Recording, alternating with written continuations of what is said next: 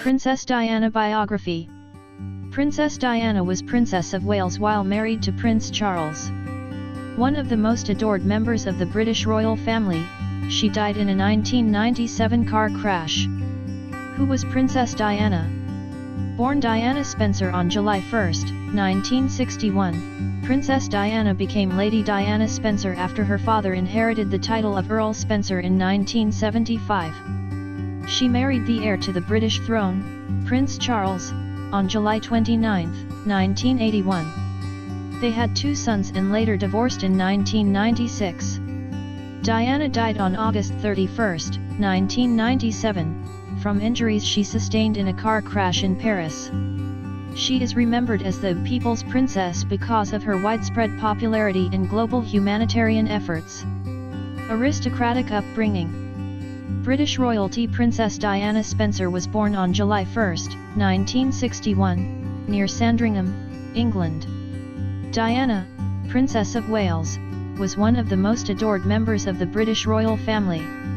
She was the daughter of Edward John Spencer, Viscount Althorp, and Frances Ruth Burke Roche, Viscountess Althorp, later known as the Honourable Frances Shand Kidd.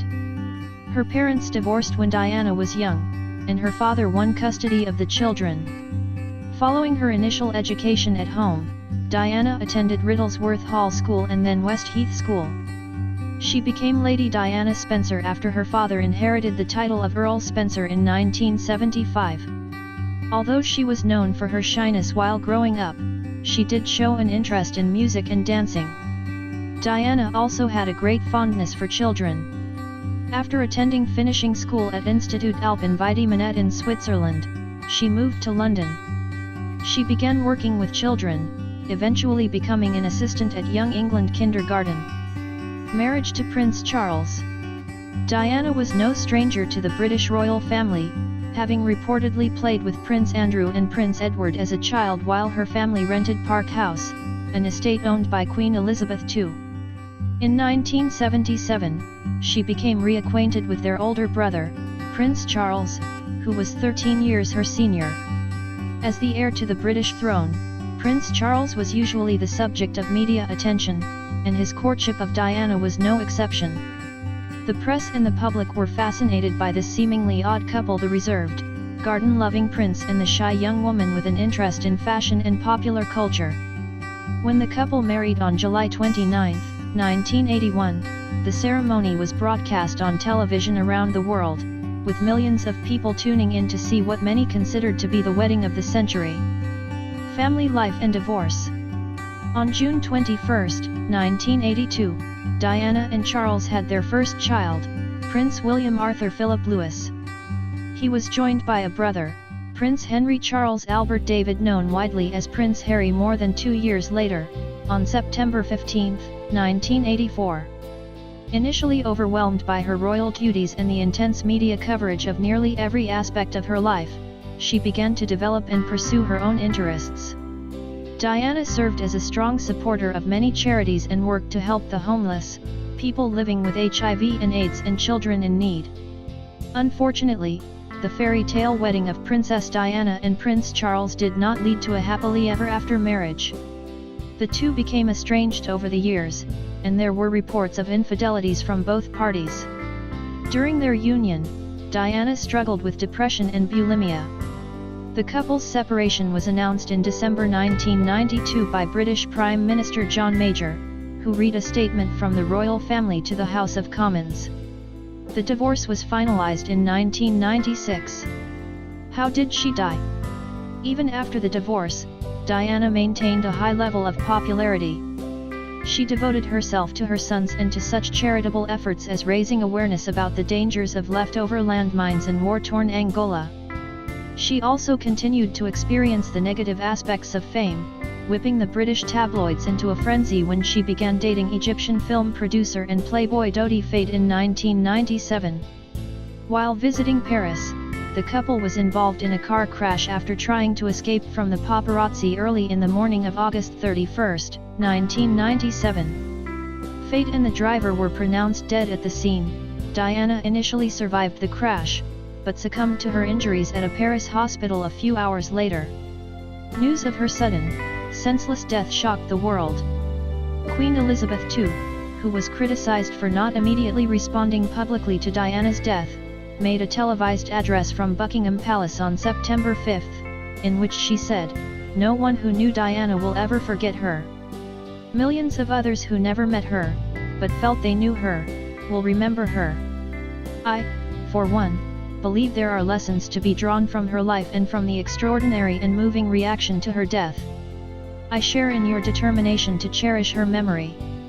On the morning of September 6, Diana's funeral procession commenced from Kensington Palace, her coffin resting on a gun carriage drawn by 6 black horses. Thousands of mourners packed the street to watch, with 15-year-old Prince William and 12-year-old Prince Harry joining the final stretch of the 4-mile procession for their mother.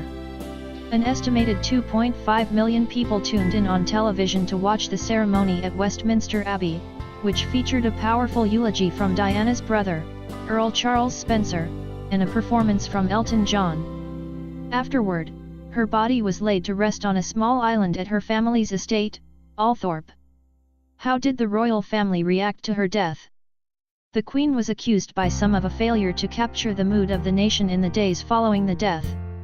Public anger began as a result of the decision to issue an apparent business-as-usual message by taking Princes William and Harry to church at Balmoral, a few hours after Prince Charles had broken the news to them of their mother's death. There were also accusations that the Queen remained in Scotland for too long, and did not return quickly enough to London, which had become the focal point for public grief over the princess' death.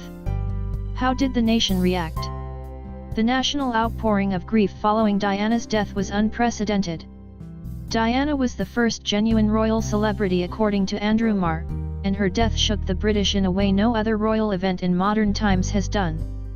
On the day of her death, Tony Blair, still fresh in his job as Prime Minister, addressed the nation from outside St Mary Magdalene Church in Trimdon in his Sedgefield constituency. "She was the people's princess, and that's how she will stay, how she will remain in our hearts and in our memories forever," Mr. Blair declared. The speech, scribbled by Mr. Blair on the back of an envelope, following discussions with Alastair Campbell, his Director of Communications, was watched by millions and featured in the film The Queen. In the days, weeks, and months that followed, hundreds of thousands of mourners flocked to London to sign the Book of Condolence and to lay flowers outside Kensington Palace, which became a place of pilgrimage. Controversy and legacy. Following an investigation into the fatal accident, a report released in 1999 determined that the driver was at fault for driving at a high speed while under the influence of alcohol and antidepressant drugs. Charges were dropped against several photographers who were initially blamed for causing the crash. Despite the report, rumors persisted for years about alternative reasons for the accident. One conspiracy theory held that it was part of an assassination arranged by the royal family, although no additional evidence emerged to support that theory.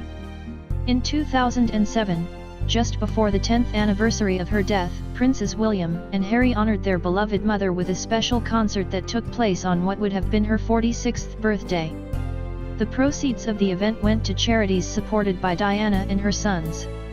Prince William and his wife Kate Middleton also remembered Diana when naming their second child, Princess Charlotte Elizabeth Diana, who was born on May 2, 2015. Continuing her charitable efforts, the Diana, Princess of Wales Memorial Fund was founded after her death to provide resources for palliative care, penal reform, asylum, and other issues. In 2013, the fund was incorporated into the Royal Foundation of the Duke and Duchess of Cambridge and Prince Harry.